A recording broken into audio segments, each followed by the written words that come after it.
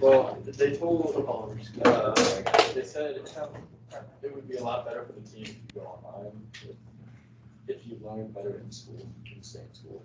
I definitely learn better in school online.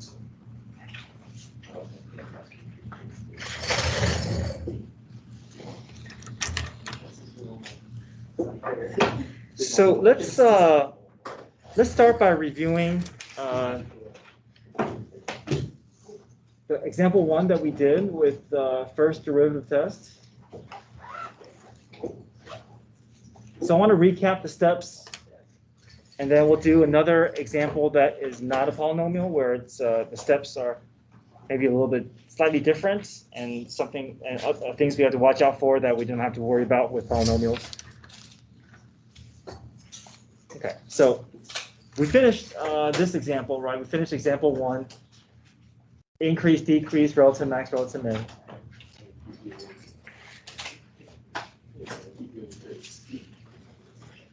Okay, so let me run through the steps again, make sure that that everything that we put down still makes sense. Okay. So the purpose of first derivative test is to gather information about the curve, about the graph, where that's slope related, right? Where is the graph increasing, where the graph is decreasing? If there's a slope 0, is that point going to be a relative max or relative min? We can gather some basic information about the rise and fall of graphs, and because of that, we can also pinpoint relative max, relative min. So the steps that we take is we always find f prime first. We always find a derivative, because derivative is going to be where we're going to gather information about critical points. Now, so far, our derivative is pretty easy, just a power rule.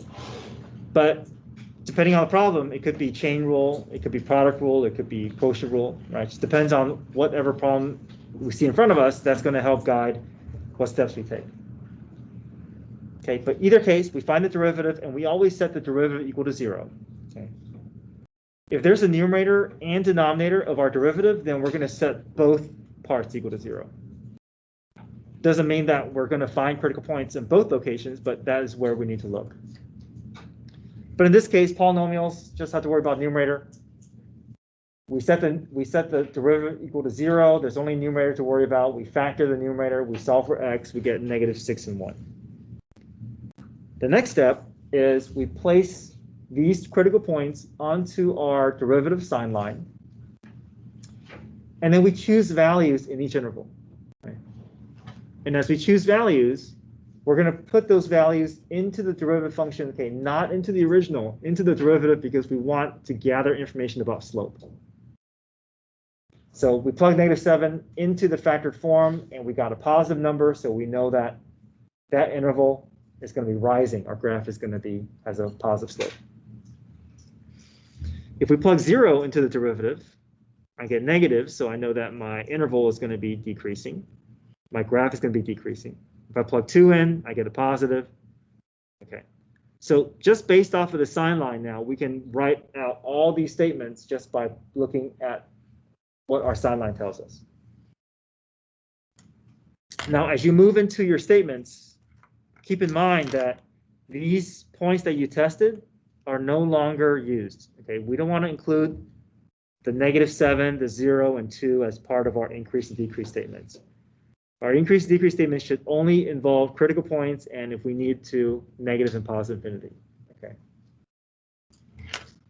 Okay, we write our statements of increase. We write our statements of decrease. Relative max is wherever the graph is going to rise followed by fall. Relative minimum, because the graph is falling followed by rising. And we have all these because statements to justify our conclusion.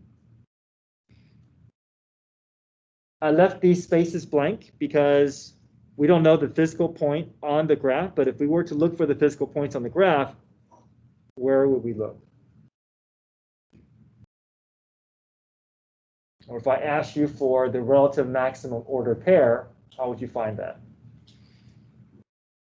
Okay. That next. Plug the -6 into what? Into the derivative or into the original? Into the original, right? Original is going to give us the physical location. Now, if we're on the sign line, we're plugging into the derivative because we want to gather information about the slope.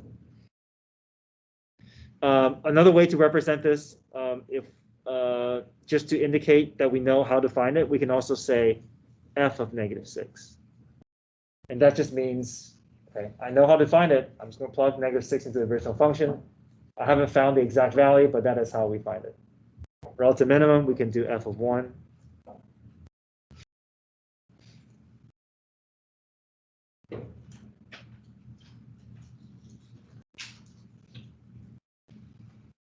Okay, any questions so far with first derivative test? We're going to look at another example that is not a polynomial, so we can kind of see some variations.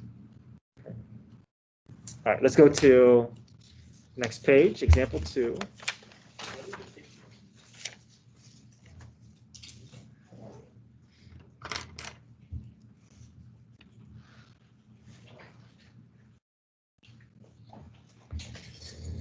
All right, example 2 says determine the intervals where our function is increasing and decreasing.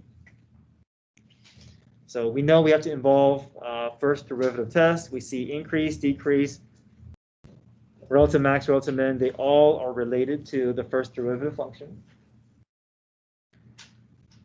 But before we find derivative and critical points and all that, I want us to just look at this function for a little bit. Okay, not a polynomial. Is there some feature about this function that stands out to you that maybe we can just indicate without going too far in? Okay, there's a denominator variable. Okay, good. And what does that tell us? Okay, more specifically, what does the graph look like? Sharp turns will be from the denominator of the derivative. But here, this is from the original function. So say it again. Vertical asymptote. Okay, so you guys are on the right track. It has to do something with undefined, but specifically, it's vertical asymptote. Okay, that's good. That's going to be good to know, just to frame of reference, and as well as later on when we find critical points, it's nice to have that visual as we move into the problem. Okay. All right, everybody good with that? Okay, so whatever makes the denominator of your original function equal to 0, if that factor doesn't cancel out with something from the top, it's a vertical asymptote. But if there was an x minus 3 up in the numerator and you're able to cancel out x minus 3 between top and bottom, then that's a hole. Okay. All right, but vertical asymptote. All right, so first derivative test, we're going to find the derivative. From the derivative, we're going to find a critical point. But look at how this is set up. If we want to find the derivative, what method is involved? Quotient rule, okay.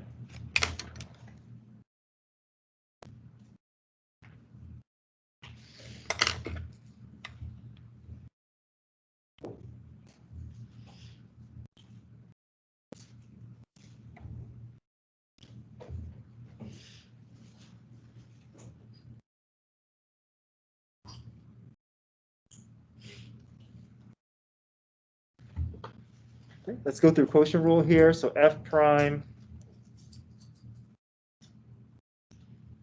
okay, original g function, back to f, and then g prime, all over g squared.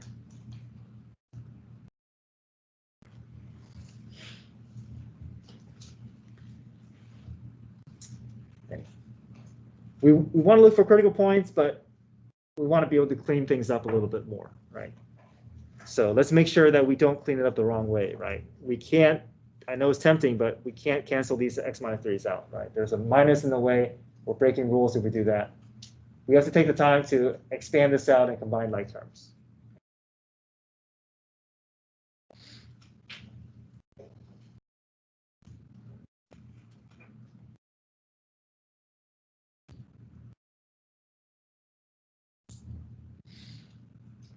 Continuing to clean up my derivative. 5x's will cancel out.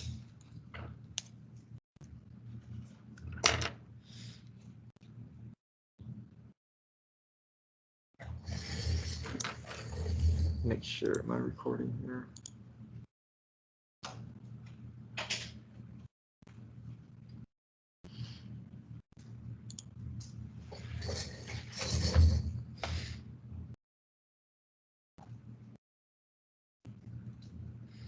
All right, there's my derivative.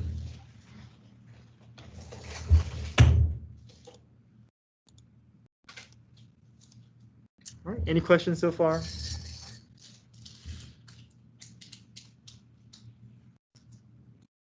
Okay, what's next? Look for critical points, right? And we have two locations that we gotta look, right? Doesn't mean that we're gonna find it, but we gotta make sure that we know where to look. Anything from the top? No, right. If I try to set negative 17 equal to 0, there's no variable there. It's not gonna create anything for us. Okay, what about the denominator? Okay, so I'll set that equal to 0. Let's see what happens. So you can either take the square root of both sides, or you can write this out twice. In either case, I'm going to get x equals what? X equals 3. Now, it's not plus or minus 3, right? It's just going to be 3 because there's not a difference of squares. And also, if I take the square root of both sides, let's say I did that. The square root is going to produce a plus or minus 0, and plus or minus 0 is still going to be 0. So we're still left with x minus 3 equal to 0. So only one critical point, so just 3. Okay. Now this point is going to go onto our sign line because it is a critical point. But what did we gather about this point earlier? Vertical asymptote. So that's good to know because even though it's going to go onto our sign line, it's a critical point, but it's a vertical asymptote, which means that this cannot be, or this can never be, a relative max or min.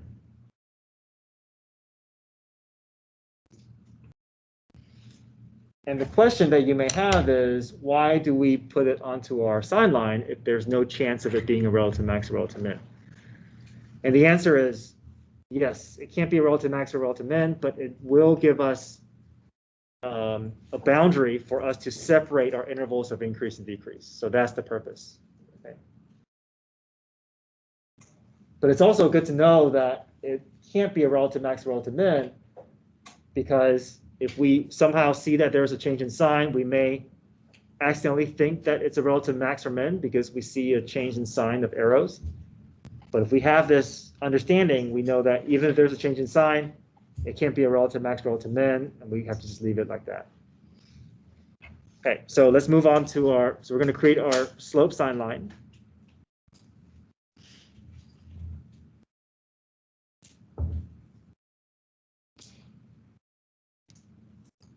How do we move forward from here?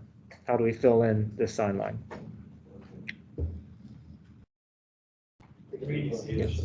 Pick numbers, right? Pick numbers. It doesn't matter which number you pick.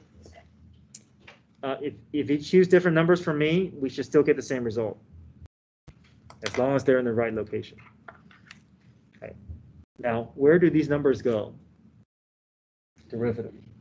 Right, derivative. Because we want to gather information about slope. If we plug 0 and 4 into the original function, we can find out where the locations are, but that's not going to help us for our slope sign line, right? We want to gather information about slope. So slope is going to come from the derivative function. Okay, let's plug 0 in. 0 minus 3 squared is positive or negative? Positive. Okay, negative over positive is negative. So I know that in this interval, my graph is going to be negative.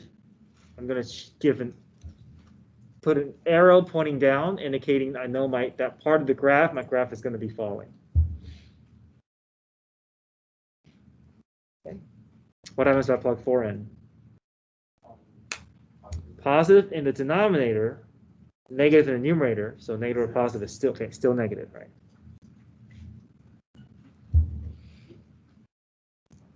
So there's a lot of things that we can't provide, right? No relative max, no relative min, no interval of increase. Okay. The only thing that we have is interval of decrease. So how would you write that statement?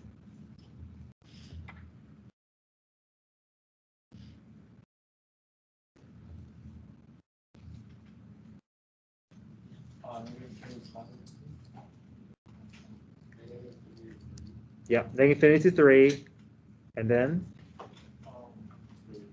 Yeah.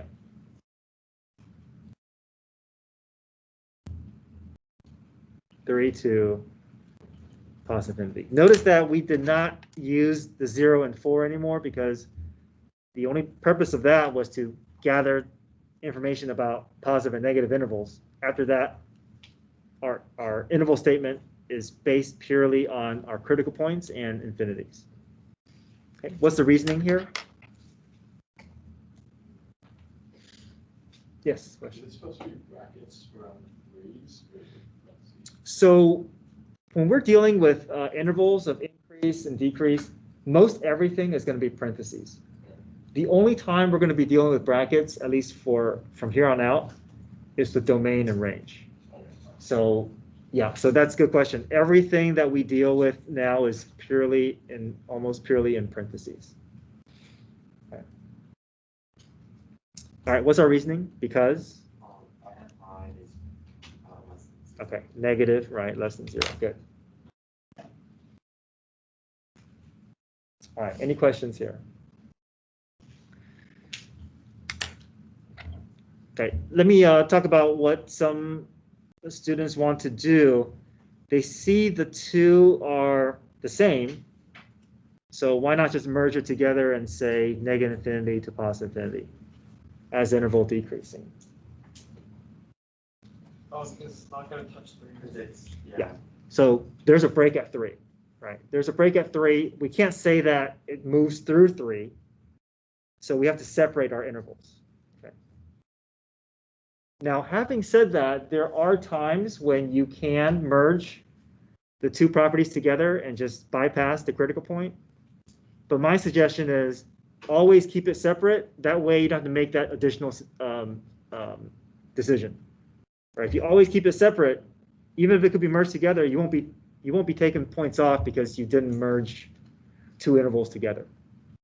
But you may get points taken off if there was a physical break and you merged it when you shouldn't have.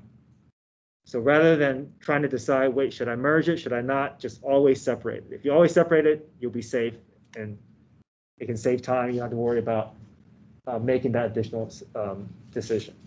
Okay, does that make sense? Okay. Another thing I want to point out is it's good to understand what is happening at that point, especially if the graph has a break in the graph, especially if there's a break in the graph. Because let's say there was a vertical asymptote at 3, but your sines, your slopes ended up looking like this. If you're just staring at this, you may be tempted to think that is a relative minimum, right? So if we understand from the original function that there's a break in the graph, it will help inform us of the fact that there's a decrease, there's an increase, but there's no relative max, there's no relative min. Okay, so that's why I wanted to point out, especially if you see rational functions, look at the denominator and make a note about breaks in the graph. Because if that critical point shows up later, we know that we're not going to get thrown off by if there's a change in signs. Okay. All right, so that's the first derivative test. We'll do some more practice over the course of our review days. But any questions so far? Okay. So today I want to move into notes for 3.4, which is concavity test, which is basically sine line for the second derivative The second derivative is also going to provide us information about the graph, but it's not quite the same thing as slope. So here is, and now,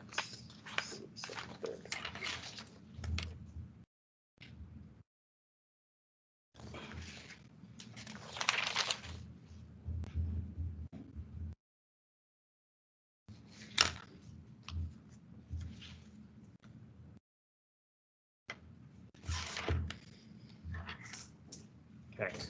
I want us to observe something about these curves here.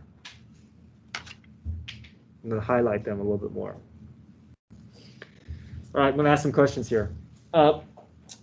What is the slope of this curve in terms of, is it positive or negative? Positive, okay.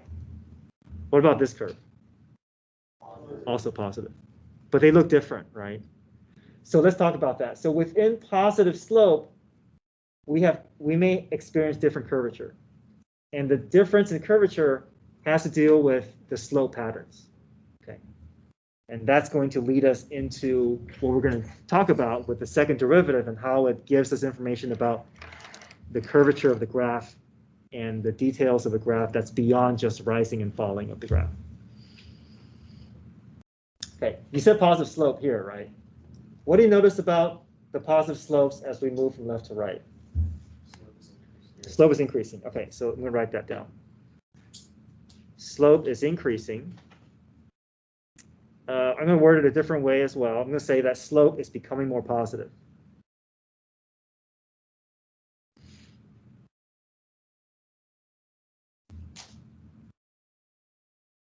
Okay, so this wording is going to be helpful later on. I'm just going to give some ballpark values. Maybe this is a slope of, well, it's not very steep, but it's positive, so maybe it's 1/2. Then it goes to 1, then it goes to 2, then 3, then 4. Okay, these are not exact by any means, but it kind of shows that the slope is changing and it's moving in the positive direction, right? It's becoming more positive. Okay, let's look over here. You guys said there's positive slope, but what do you notice about the slope pattern as we move from left to right? Decreasing, but still remaining positive, right? So maybe it's a slope of 4, then 3, then 2, then 1, then 1/2. But we see that there's a difference in pattern, right? And that's what's causing the change in the curvature that we see. Okay, so slope is decreasing.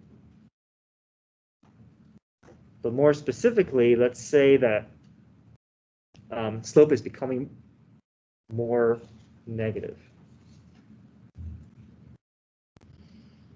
Okay, and we'll talk about what that a fuller picture of that statement.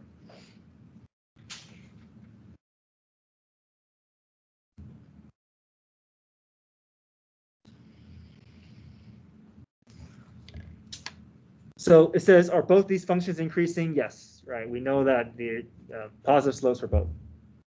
What do you know about their derivative? So another word for derivative is slope. And what we know is that the rate of slope is changing differently.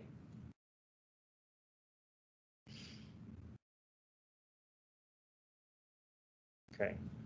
Obviously, the curves, they're both experiencing a change in slope from left to right, but one has a distinct pattern of moving towards becoming more positive. The other is becoming less positive. All right, so that leads us to the fact that we have two categories for curvature, or curves of graph, that we're responsible for. And the first is concave up. So concave up looks like this. Concave up, if you can fit a graph and visualize it as a part of a parabola opening up, then we know that graph is part of a concave up graph.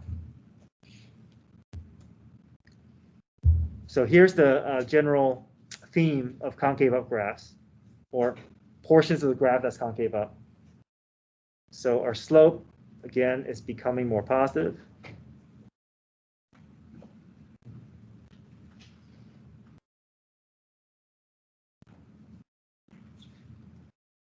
So concave up is not just restricted to just positive slope or just negative slope. If you look, there's a series of negative slope and positive slope here, right? But I'm going to write down some ballpark slope values and see the pattern. Okay. What is the slope here at that point if you had to just give a number? Yeah, like it's a negative, but it's obviously a little bit more steep than -1/2 or -1, right? So let's start at -3 or -4.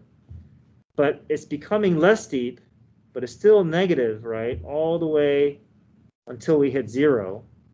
And then it starts moving in a positive slope, becoming more positive. So look at these numbers here. You see these numbers are becoming more positive. So as long as my slope value is moving in this direction, it's going to create that parabola opening up shape. And the connection with the second derivative is that wherever my second derivative function shows a positive value, it indicates that my graph is going to be a part of this. It's going to be a part of this shape curve.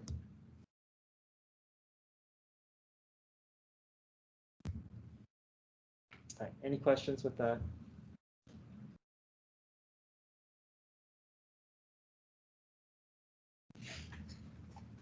Likewise, we can have concave down as our second category. And concave down is going to resemble a parabola opening down. So here, slope is going to be becoming more negative. So we don't say positive or negative, right? We just say that it's becoming because we have a mixture of both positive and negatives.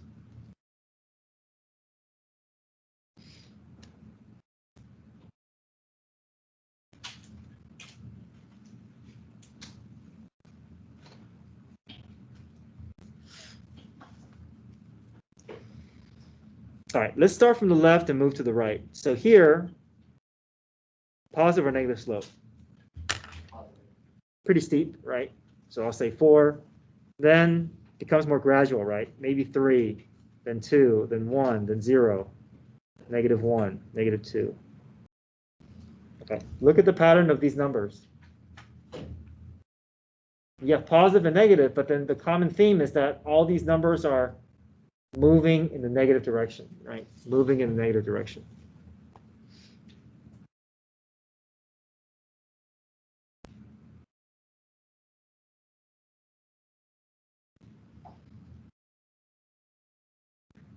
And the connection with the second derivative function is that wherever my second derivative is negative, that part of the graph is going to resemble, it's going to be shaped, or at least be some part of this shaped graph.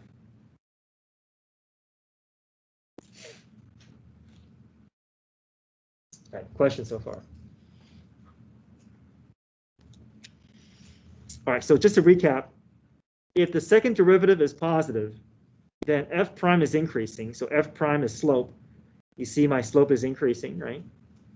Which means that visually my graph is going to be concave up. It's going to be shaped like this.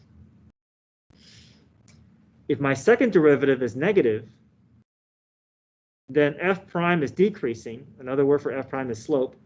My slope is decreasing. It's becoming more negative. And our function is the visual perspective is that my graph is going to be shaped like a parabola opening down, concave down.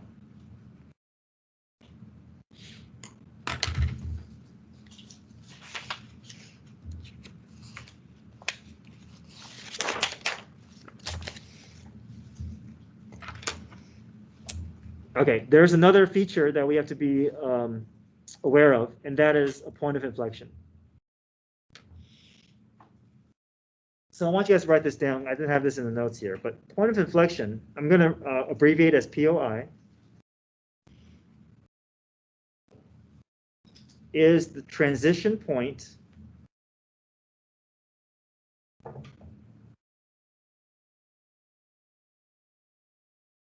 between concavities.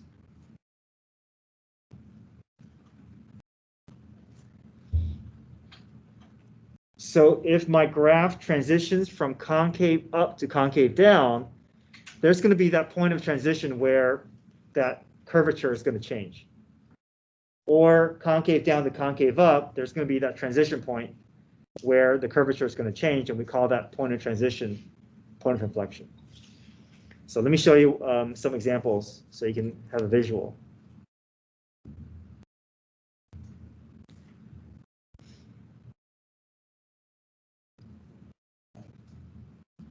Okay, I'm going to do two graphs here. Okay, let's look at this graph here. What would you say the concavity is in this region? Concave what? Concave down. Okay. What about here? Concave up. So we can distinctly tell that there is going to be some transition between the two concavities, right? And so that point is called the point of inflection.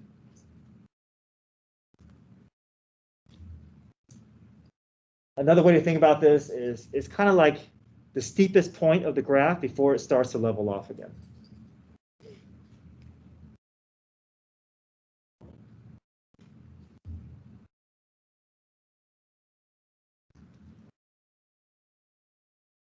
Okay, not in every case, but most cases you can spot a point of inflection if you can kind of visualize it as being the steepest part of the graph, either positive or negative slope. Okay, another example, the transition being a little different here. Here we're starting off with what? Concave up, and then we're going to transition to concave down. So there's some transition point, and we call that the point of inflection.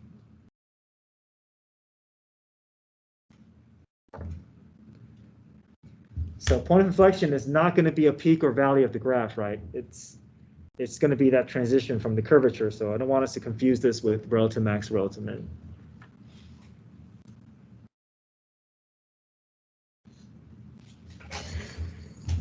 Now, I will say this, that if you're just looking at a graph, pinpointing a relative max, relative min is pretty obvious, right? Highest point, lowest point. But point of inflection is more vague, right? You know there's a transition occurring, but you don't know exactly where that point is. So usually what happens is if you're just given a graph and they're asking about point of inflection or details about point of inflection, usually the problem has to give you that specific point, right?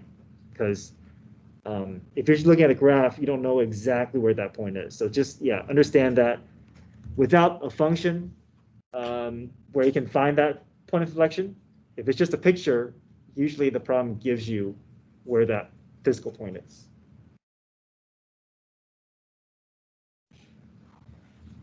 Okay, so we're going to learn about a way where we can find the second derivative, find the intervals of concave up, find the intervals of concave down, find a point of inflection. A lot of these steps is going to feel like the first derivative test. It's just that the work that we're doing is going to be coming from the second derivative function. So before we look at example 1, I'm going to go through the summary sheet just to kind of help us see the big picture of a problem, and then I'm going to have you guys try example 1. Okay, so the purpose of concavity test is to determine concavity behavior of the graph and find points of inflection. Okay, where the graph is concave up, where the graph is concave down, where that transition point is. Okay, a lot of this is going to feel familiar with the first derivative test. Okay, first thing we're going to do is we're going to find critical points. But it's important that we know where to look for critical points. Okay, it's not going to come from the first derivative. It's going to come from the second derivative function. So we're going to find f double prime. And if it's a polynomial, then you only have to set the numerator equal to 0. But if there's a numerator and denominator within my second derivative, I gotta set the top equal to 0, and I gotta set the bottom equal to 0 separately. Okay. Just like with first derivative test, we find critical points. We're going to place those critical points onto our sign line, but we're going to call this the second derivative sign line. Okay. Just like before, you're going to pick points around your interval, but now we want to test for concavity, so guess where these points are going to go? Is it into the original? Is it into f prime, or is it into f double prime? F double prime, right? We want to gather information about concave up, concave down. So these test numbers that you find, you plug it into the second derivative function, and you're going to gather information about the sign. If it's concave, you're going to put negative, and to help us with the visual, you're going to just draw a mini parabola opening down. Okay. If you realize, let's say you plug 0 into the second derivative and you got a positive, you're going to indicate that interval with a positive, and you're going to draw a miniature parabola opening up. Okay, likewise, let's say this ends up being negative. So just like before, if you can create your picture, if you can fill out your diagram, writing these statements is easy because you're just pulling information from this sign line. Okay. There's a point of inflection at -2 and 3 because f double prime changes signs. So as long as there's a change in sign, that means there's a transition from one concavity to the next. We can call that a point of inflection if there's a transition. But we can only do that if we see a change in signs. Okay. Remember how with relative max, relative min, you guys had to say because f prime changes from positive to negative or from negative to positive. So the order of the sign change was important. With point of inflection, is not as important. So you can specify that the direction of the sign change, but you can just write that the sign f double prime sign changes, and that's good enough. Okay. So with relative max, relative min, you do have to specify the order of the sign changing, but concavity, if you just say sign changes, that's sufficient. Now I left these blank because from the sign line I could get the x value, but I don't know the y value. But if I wanted to find the y value, how would I go about finding those physical points? Back into the what? Original, right? So if I want to find a physical point for relative max, relative min, goes back to the original. If I want to find a physical point for point of inflection, also goes back to the original. So understanding when to use the function, when to use f prime, when to use f double prime, that's something that we're going to be kind of working through these next few days before the quiz. Concave up interval from -2 to 3, and our reasoning is because f double prime is greater than 0. Concave down in these two intervals because f double prime is less than 0. Again, we don't use the test points in our interval, right? Your interval statement is just based off your critical points and infinities. Okay, so don't involve your test points after you fill out your plus and minuses. All right, so far, do these steps make sense? Okay, so let's try example 1. I'm going to have you guys attempt the first few steps, and then I will kind of follow along as you guys, I will show the steps as you guys have a chance to try it. So this is example 1 off of the 3.4 worksheets. But let's find more than points of inflection. We're also going to find intervals of concave up. We're going to find intervals of concave down. And I'm going to write the function a little bit larger in case you don't have the sheet. You can put this on a separate sheet.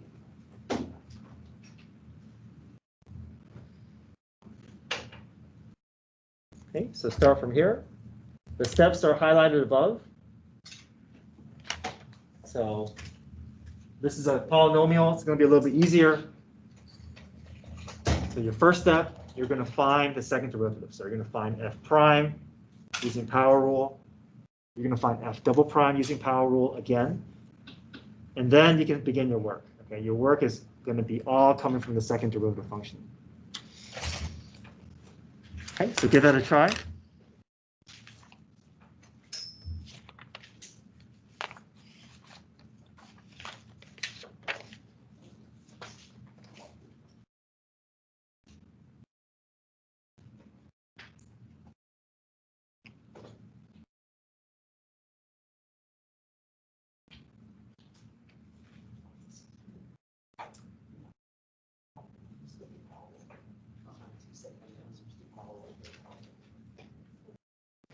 Now, there's a multiplication there, then. Okay.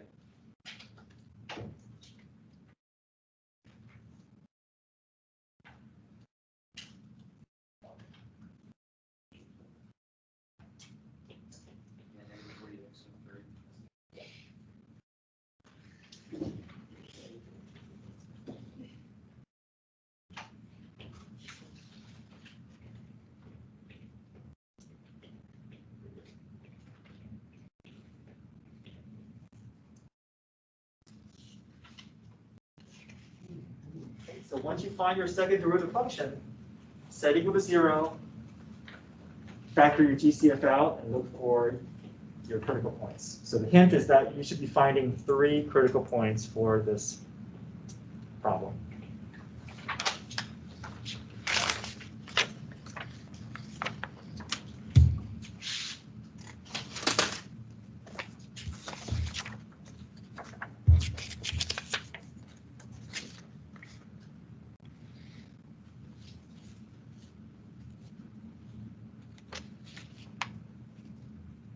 Set equal to 0 and look for, and factor and look for your critical points.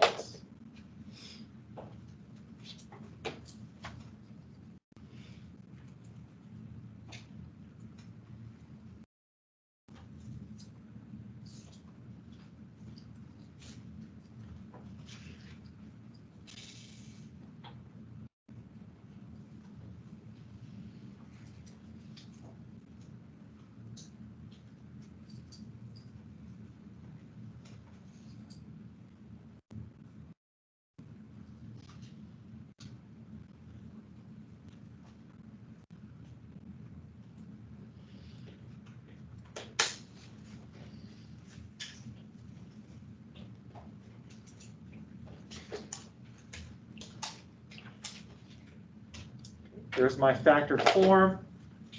You don't have to go as far as I did here. You could stop here and just find the critical points by setting that equal to 0.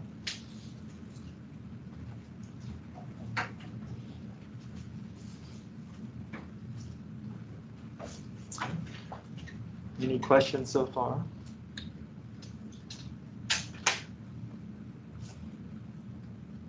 Okay, find your critical points. You should come across 3. Once you find your critical points, you can start creating your second derivative sign line, populate your sign line, find your test points.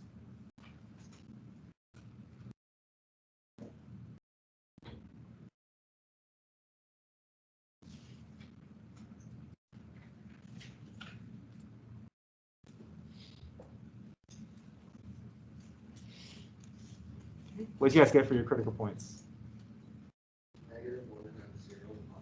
Good. We have plus or minus 1/2.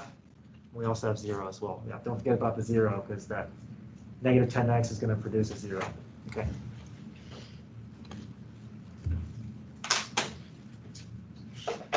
Good. Okay, second derivative sign line.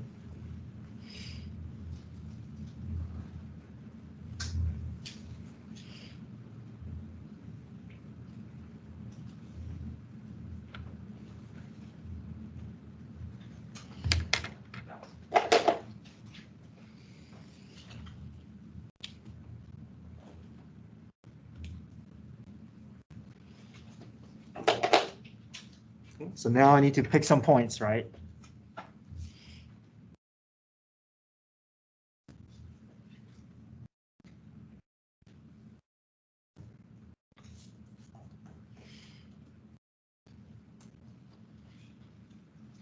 So I like to put it into the factored form of my derivative. I can quickly gain information about positive and negative values.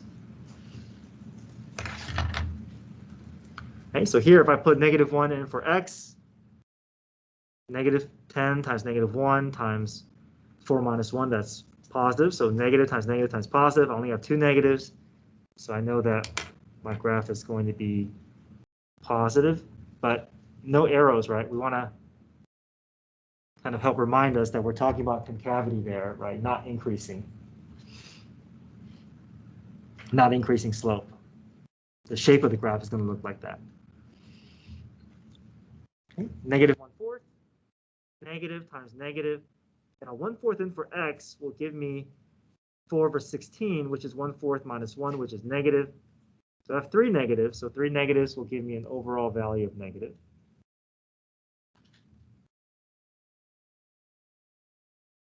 Good so far? Okay. My next test point I'm using is 1/4.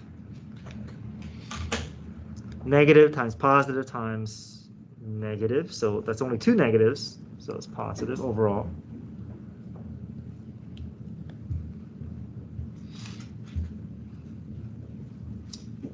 And then I'm going to test 1. Negative times positive times positive. I have only one negative. Odd number of negatives, I know it's going to be overall negative.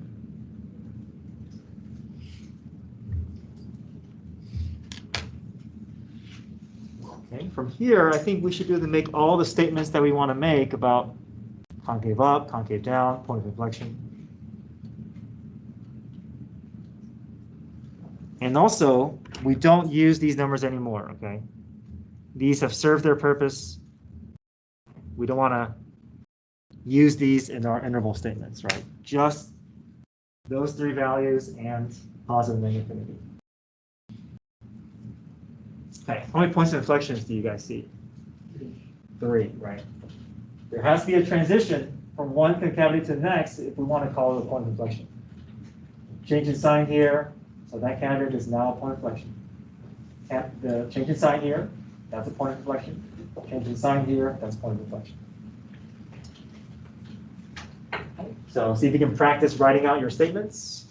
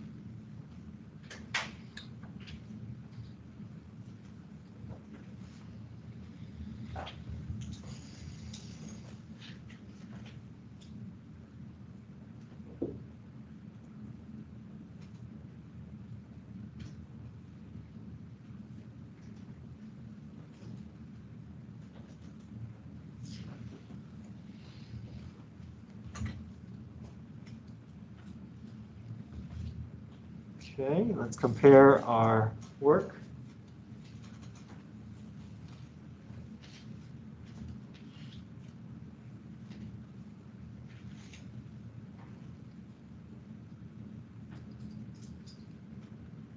Mr. Yang, Yes. for the statements, could you also say f prime prime is greater than 0 instead of saying f of x concave up? Oh, so your statement is going to be function is concave up in this interval, and then your justification is f double prime is greater than 0. So I want you to put these statements after your because. Oh, Yeah, after your because word. Yeah. Do we have to put the union in between each one? You can use comma. Comma is okay. Yeah, either one, union or comma.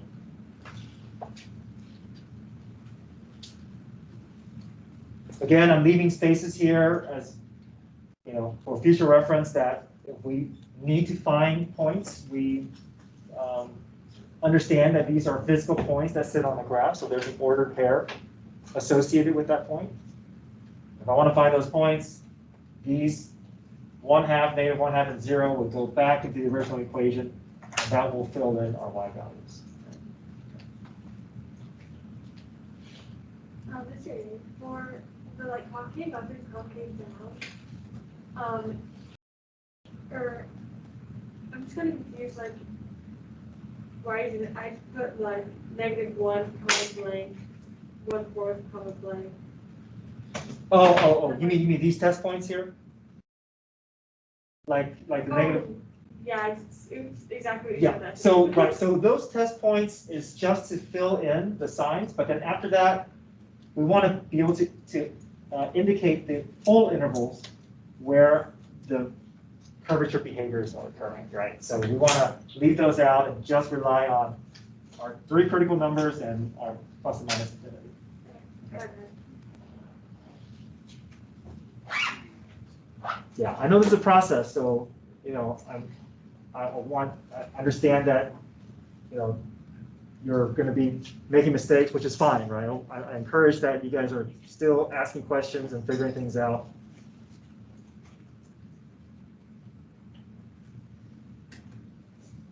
Okay, anything else?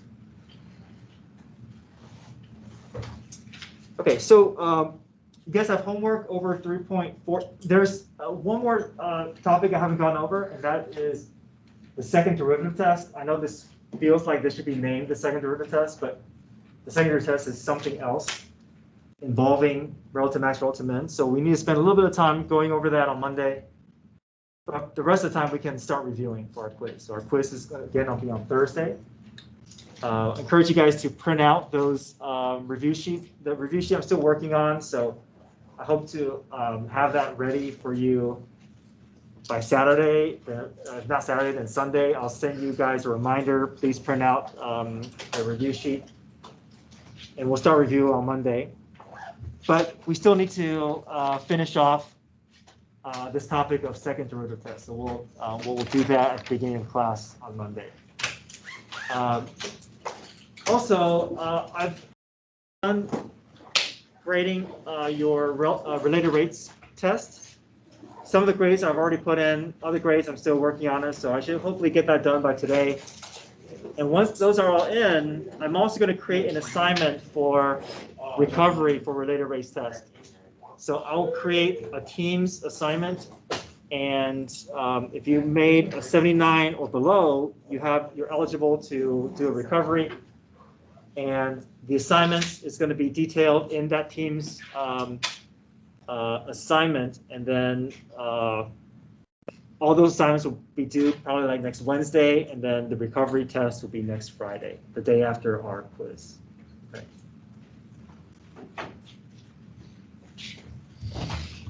All right, if you're on Teams, have a great weekend. You're free to go. Thank you, Mr. Yang.